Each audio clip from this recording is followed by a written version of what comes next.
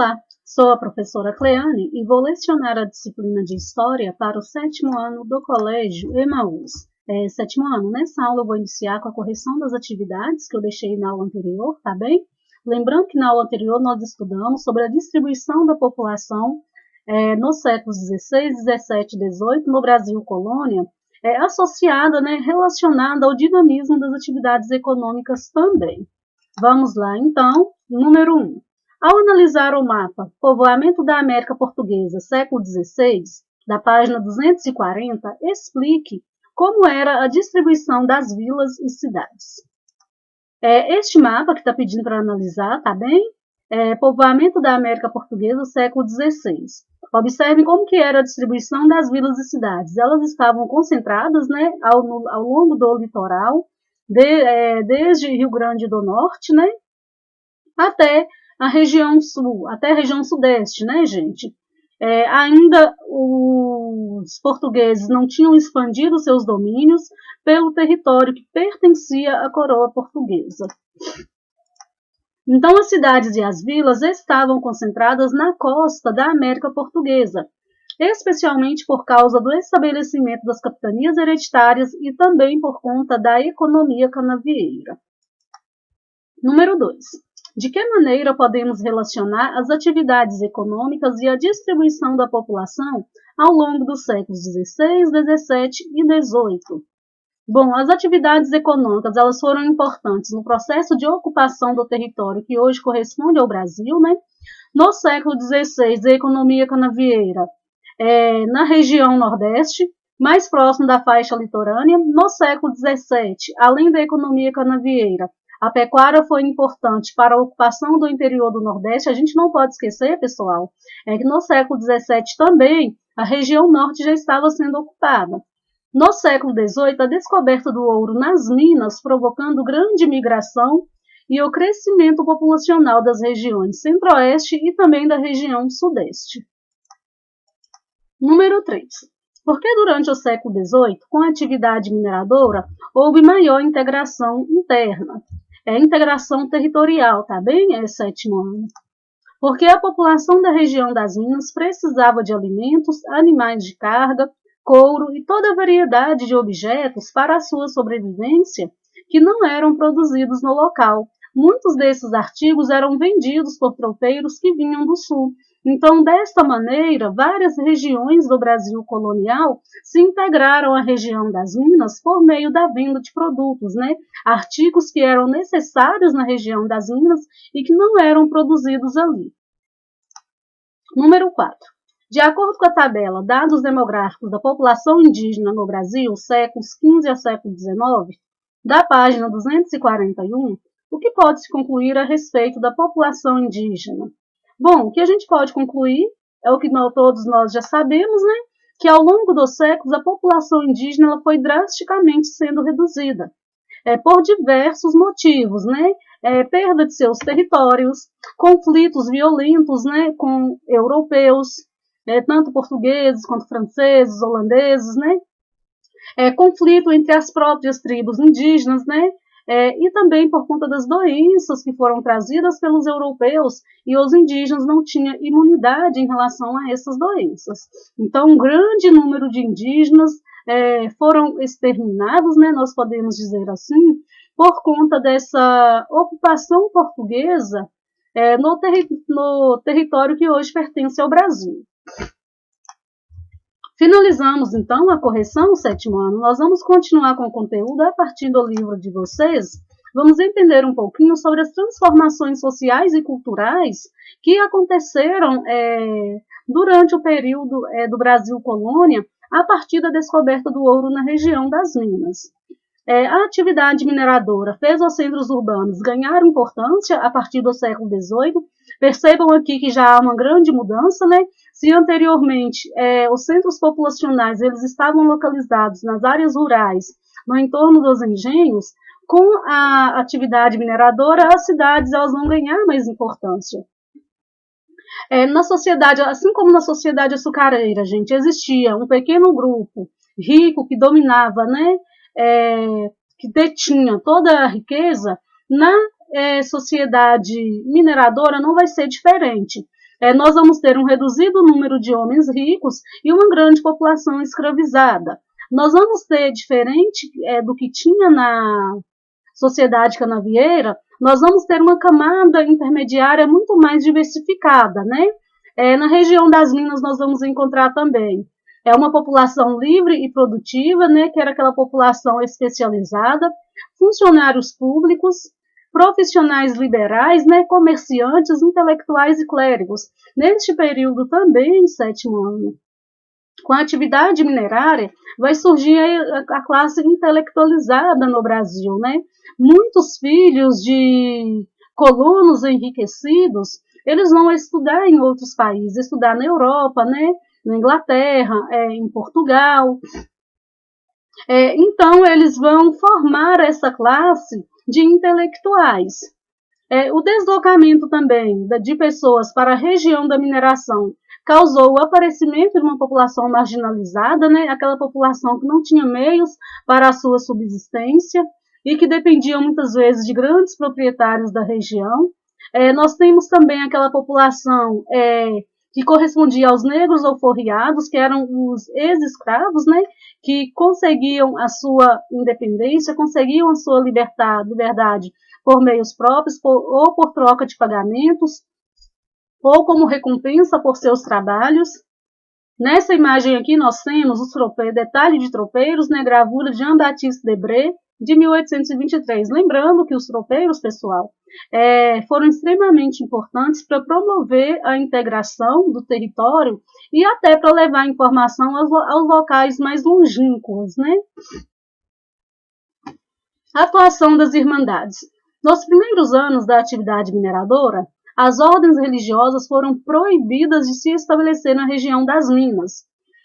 Diante disso, o que vai acontecer? Vão surgir algumas agremiações religiosas formadas por leigos, né, que não pertenciam ao clero. Lembrando que o clero eram aquelas pessoas que pertenciam à igreja. E essas agremiações religiosas, elas vão ficar conhecidas como irmandades. Deixa eu grifar para vocês depois anotarem. Então, vão ficar conhecidas como irmandades, confrarias ou ordem terceiras.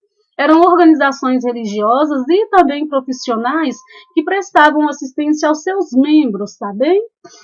As irmandades tornaram-se um importante polo da produção artística e cultural da época e contribuíram para a formação da mão de obra especializada na colônia.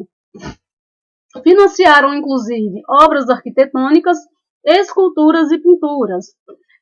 Inclusive, nós não podemos esquecer, né, que com o enriquecimento da região, as igrejas mineiras receberam grandes volumes de doação que criaram condições para o desenvolvimento do estilo arquitetônico conhecido como barroco colonial. Inspirado no barroco europeu, né, tinha características próprias, com destaque para o Antônio Francisco Lisboa, o famoso Aleijadinho, em que muitas igrejas do estado de Minas Gerais e a composição de uma série de esculturas de pedra, sabão e de madeira são atribuídas ao Aleijadinho. A gente tem que lembrar também que quando se formam essas irmandades, vai haver uma grande segregação racial da sociedade colonial, né? Por exemplo, homens de cor, que eram os negros, eles formavam sua própria irmandade, eles não se misturavam aos homens brancos.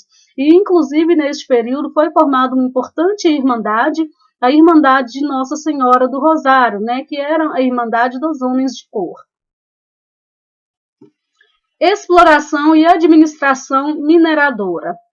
Em 1702, o governo português ele criou a Intendência das Minas, gente, e também em 1720 ele criou a Casa de Fundição. Qual que era o objetivo da coroa portuguesa?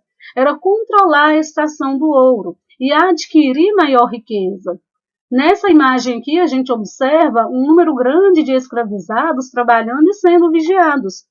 O que essa imagem ela traz para a gente, né? Que a mão de obra escravizada africana era intensamente utilizada na extração minerária e que, gente, ao criar a Intendência de Minas para administrar e controlar a exploração, a coroa distribuía os lotes, né, que seriam explorados E esses lotes, que eram chamados de datas, eram distribuídos de acordo com a riqueza dos mineradores. Aqueles que possuíam um número maior de escravos recebiam um número maior de lotes também, recebiam os maiores lotes.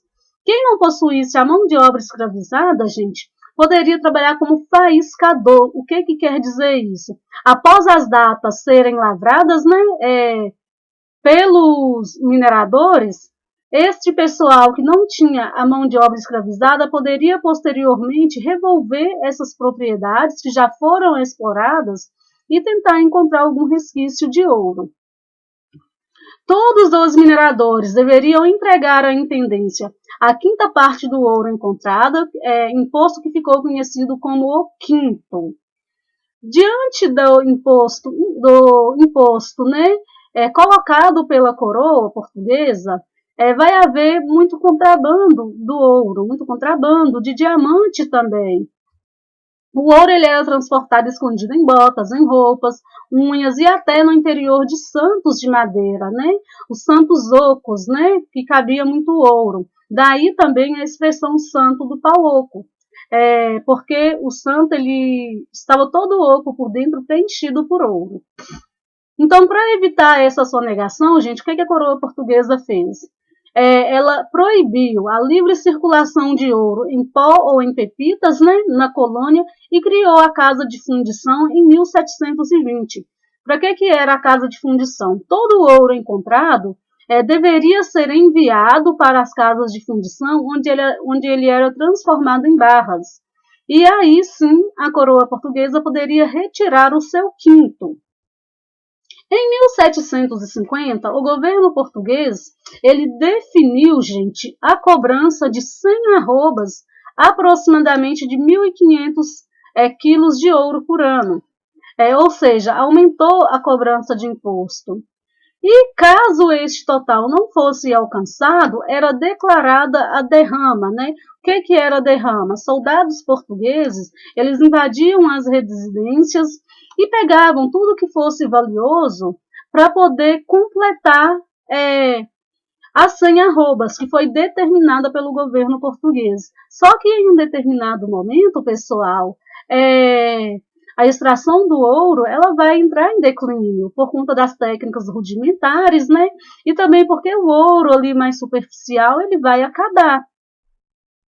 E essa cobrança de impostos, gente, vai levar a algumas revoltas. Tivemos a revolta de Vila Rica e também tivemos a Conjuração Mineira, né, que foi assim a mais importante revolta colonial. A primeira derrama ocorreu em 1764 e provocou profundas insatisfações na colônia. A partir da segunda metade do século XVIII, o esgotamento das jazidas e o uso de técnicas rudimentares dificultaram a extração do minério de regiões mais profundas, o que levou, né, à redução na extração do ouro. Diante disso, o governo português aumentou a pressão para atingir as 100 arrobas anuais. Só que já havia um clima muito grande de descontentamento com a coroa. E neste clima de descontentamento é que vai acontecer a conjuração mineira ou a inconfidência mineira, né? Conjuração mineira, tá bem, pessoal? Ou inconfidência mineira. Essa Inconfidência Mineira ela foi organizada pelas elites socioeconômicas, né? Lideradas, inclusive, por Joaquim José da Silva Xavier, ou Tiradentes. Não se sabe ao certo quando que começou a organização para a Inconfidência. Acredita-se que foi a partir de 1780, porém, gente, a Inconfidência ela foi delatada por um membro que fazia parte, né, do grupo dos Inconfidentes. Este membro foi Joaquim Silvério dos Reis. Joaquim Silvério dos Reis, ele tinha grandes dívidas com a coroa, né? E em troca do perdão de suas dívidas, ele delatou o grupo. Então a coroa portuguesa descobriu essa organização, descobriu que a elite socioeconômica, né, estava programando uma revolta no dia que fosse acontecer a derrama. Assim, o governador, na época, suspendeu a derrama, aprisionou alguns inconfidentes, dentre eles o Tiradentes, né, que foi preso em 1789 e foi morto em 1792, no dia 21 de abril de 1792. E ele foi morto para servir como exemplo para os das demais revoltas que estavam surgindo naquele período. E para onde que foi o ouro da colônia? Basicamente para a Inglaterra, gente. Na época da mineração, Portugal importava da Inglaterra boa parte dos produtos manufaturados de que necessitava. E estabeleceu-se aí, então, uma dependência econômica de Portugal em relação à Inglaterra. Principalmente na década de 1640, quando Portugal recorreu à ajuda da Inglaterra para pôr fim à União Ibérica, para pôr fim ao domínio espanhol. Em 1703, Portugal e Inglaterra assinaram o Tratado de Methuen. Esse Tratado de Methuen assegurava a livre entrada dos vinhos portugueses no mercado inglês. Em troca, a Inglaterra garantia os mesmos benefícios para os seus produtos manufaturados. Lembra que nós vimos que a rainha Maria I, ela determinou o fim das atividades manufatureiras no Brasil colônia? Então, para não prejudicar essas relações comerciais com a Inglaterra. Então, em troca, a Inglaterra teria garantia de benefícios, né, para seus produtos manufaturados, sobretudo tecidos, no mercado português. E quando diz no mercado português, nós temos que lembrar que este mercado português está inserido as colônias na América. Este pacto, então, em função da troca de vinho de Portugal para a Inglaterra e de tecidos para Portugal, ficou conhecido como o pacto, o Tratado dos Panos e Vinhos, né? Ficou conhecido, então, como Tratado dos Panos e Vinhos. Como resultado, então, o desenvolvimento da vinícola portuguesa em prejuízo de outros setores, porque Portugal, então, se dedicava à produção do vinho para atender ao mercado inglês e não se dedicava a outros setores. E para pagar os produtos que precisava importar da Inglaterra, os produtos manufaturados, repassava boa parte do ouro e dos diamantes da América portuguesa. Por isso, além das vantagens conquistadas pelas elites portuguesas, o metal retirado dos atuais territórios brasileiros contribuiu para dinamizar o desenvolvimento capitalista europeu, ou seja, dinamizar essas relações comerciais Portugal e Inglaterra e beneficiar banqueiros e industriais ingleses. Lembrando que, com o mercado consumidor, tanto na América portuguesa quanto na África, a Inglaterra produzia muito mais, né? Então, a Inglaterra se enriqueceu por meio dessas relações de enviar seus produtos manufaturados para as colônias e também para Portugal. Nessa imagem aqui, nós temos a vista de vinícola pertencente à Quinta Dona Maria, em Vale do Ouro, Portugal. Bom, sétimo ano, finalizamos então a nossa aula, tá bem? Tem algumas atividades para vocês fazerem. São as páginas do livro de história, páginas 246, 247 e 249. Façam com bastante atenção, tá bem? Bons estudos para vocês. Então, até a próxima aula e lembrem-se, juntos no caminho certo.